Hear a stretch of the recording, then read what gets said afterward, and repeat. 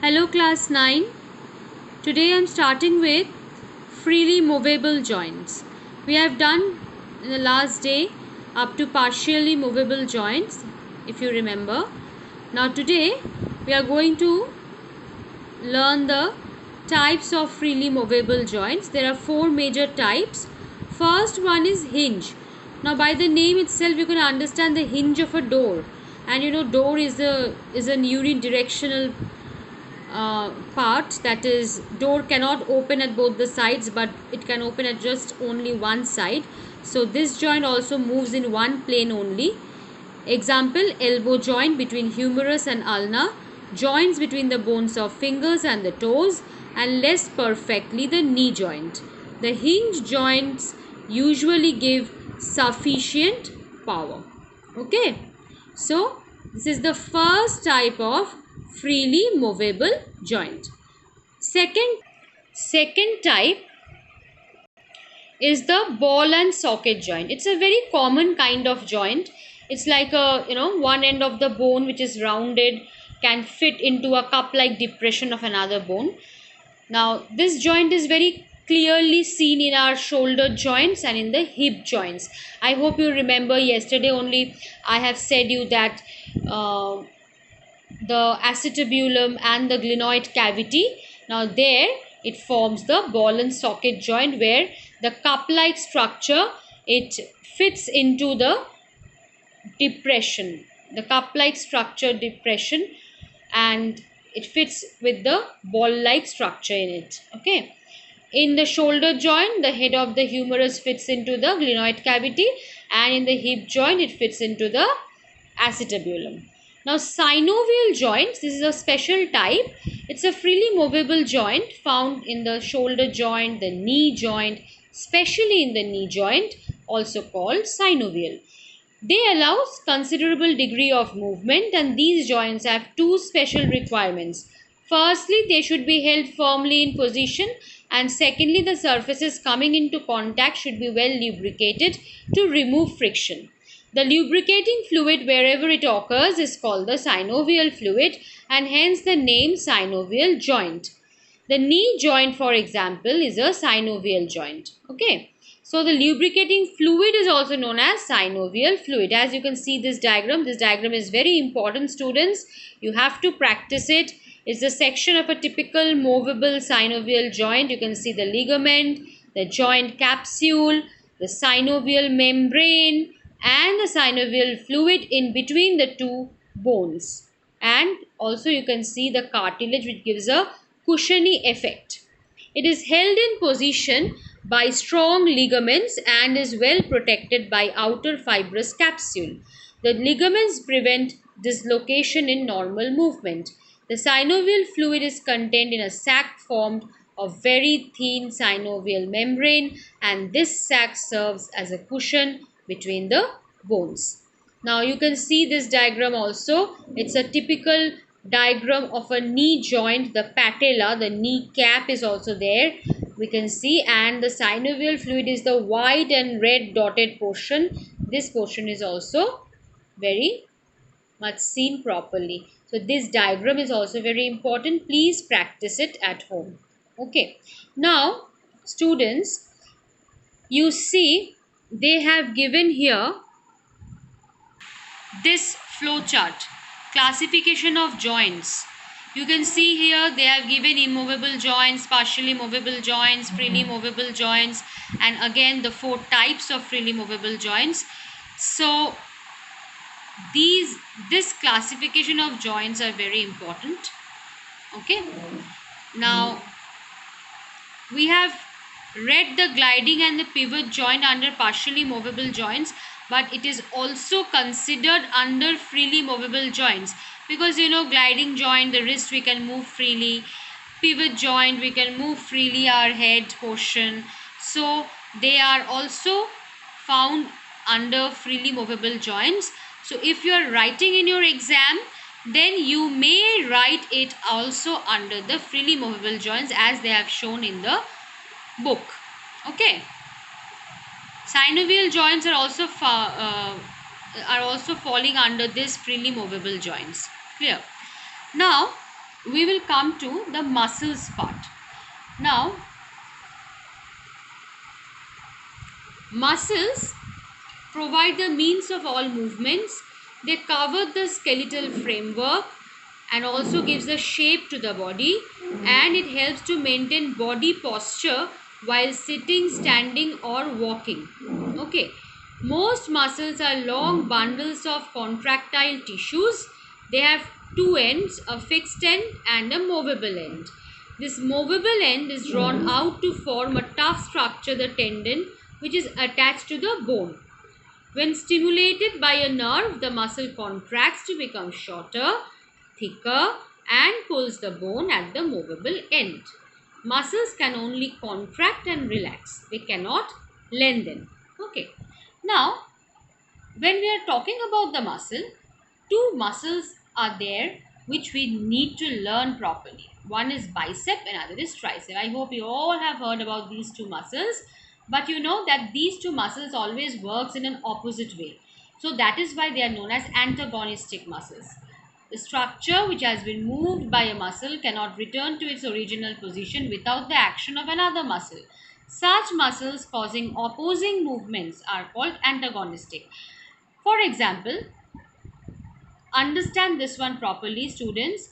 The biceps muscles of the upper arm flexes, that is, bends the lower arm over the upper arm. Straightening or extension of the lower arm is brought about by the triceps or extension muscle. Therefore, these two muscles are antagonistic. Okay? So, when we are suppose extending our arms, then also biceps and triceps are working together but in an opposite way. And when we are bending our arms, then also these two are working but in an opposite way. Okay. So these two are always working in an opposite way. That is why we call them as antagonistic muscles. Now, kinds of muscles: voluntary, involuntary, and cardiac. This this is a very common thing which we have learned a lot of time.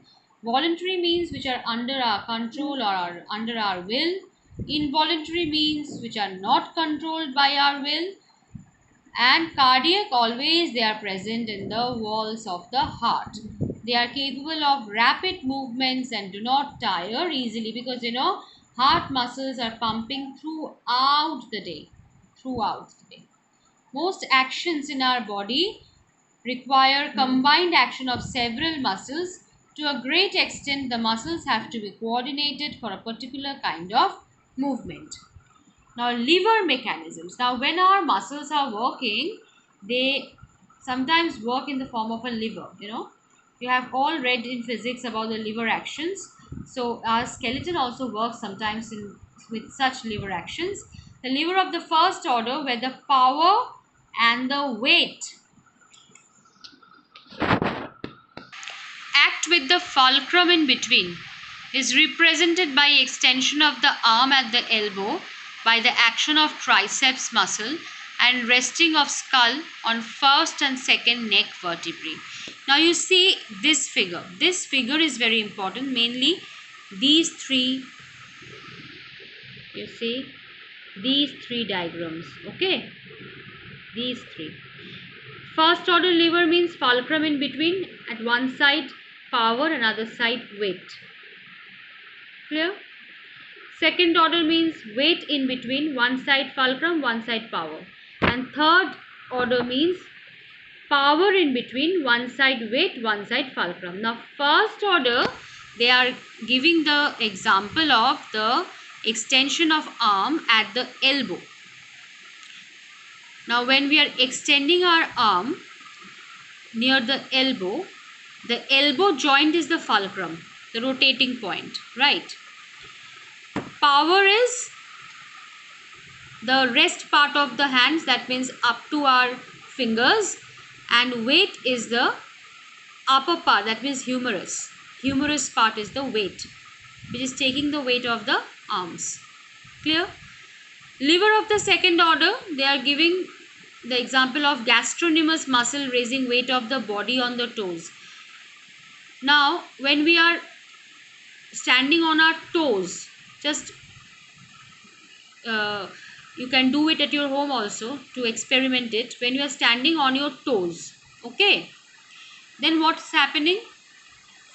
When you are standing on your toes, fulcrum is on the fingers, rotating part, right? You are giving the power at your heels. The whole power is at your heel, and your ankle is bearing the whole weight of your body. Clear?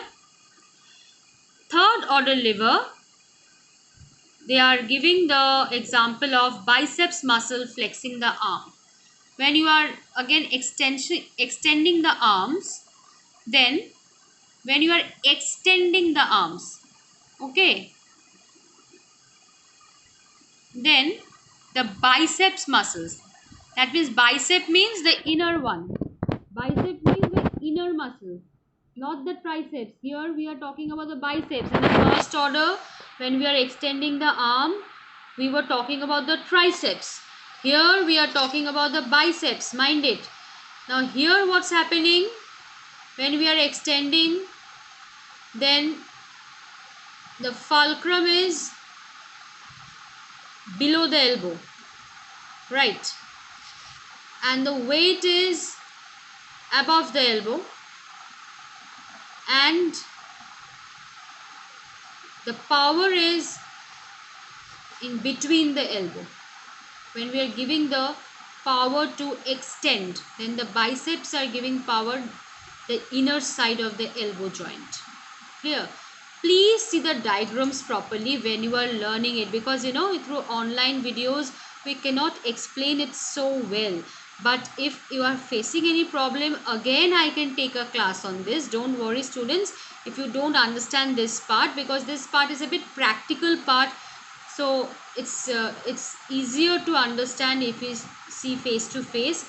But if it is not, if it is it's a problem for you all, then I'll show you in another way. But I will suggest you, when you are when you are reading the examples, then please go through the structures they have shown, A, B and C, and please very minutely observe where the fulcrum is, where the power is, where the weight is. Then you can understand very well, okay? And then also, if you face any problem, please you can come up with that in the comment box. I will definitely try to solve your problem and also to discuss it in some other way. Okay students, so we are done with the chapter. The chapter is very, very important chapter for your syllabus, and the diagrams are also very important. So please practice the diagrams from now, so that it becomes very easy for you, okay, during your exams. So students, go through the chapter. If you have any problem, as I've said you can come up with that, not a problem for that, and it's there in your reduced syllabus. So go through it very nicely. Thank you.